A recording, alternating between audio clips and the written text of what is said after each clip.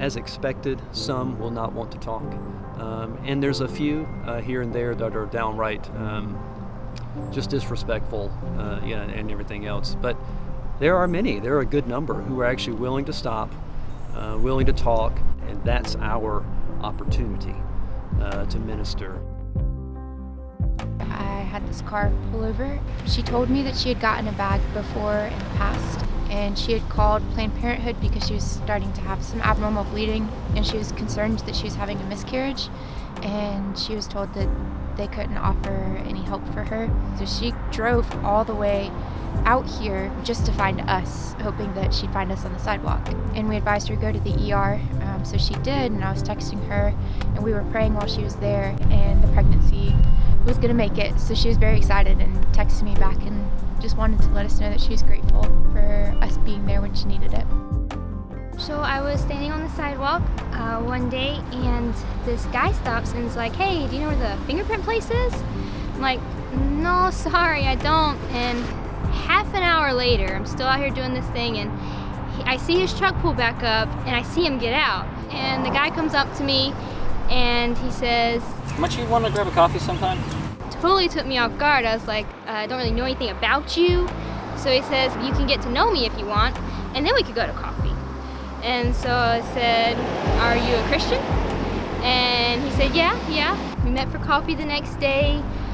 Really had a lot in common, and we started seeing each other, and like 1 month later, he asked me to marry him. And I said yes. It's been about a year and 5 months now. That's my story of how I met my husband on the sidewalk. They had a save, and my wife was one of the 2 people involved with that save. And I just got to know that young lady throughout the day as she went to have an ultrasound. Financially, they didn't feel like they could keep the child. They had an outstanding water bill for a few $100s, and A Moment of Hope was able to reach out and pay that bill for them. It's a very kind-hearted approach that A Moment of Hope has towards these ladies, because that's at the point that they need that type of approach, and not one of condemnation or one of judgment, but one of, we're here to help. I got a call from our founder and director, Mark Baumgartner, and he said, "Tim, we seem to have a stray dog running around the premises. Do you think you could come and wrangle the dog?" So I don't know what her story is. An owner never emerged for her. I put up a notice at the shelter and on social media. I've ended up keeping her, so I adopted her myself and have named her Hope after a part of the name of the ministry. She came walking up to me crying. She had already 3 kids, and she didn't really want to do this. She had been up here 3 times, and I had a car pull up as I was walking with her, and the car looked at me and said, "We're staunch atheists, and you're like committing a crime against all women."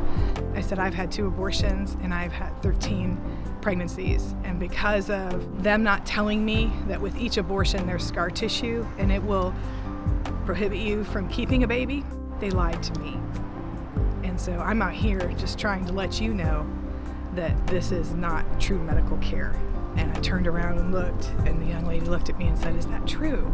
And I said, "Yes." And at that point she said, I don't want to do this. I want to see a doctor. I want to keep my baby." That was my first day.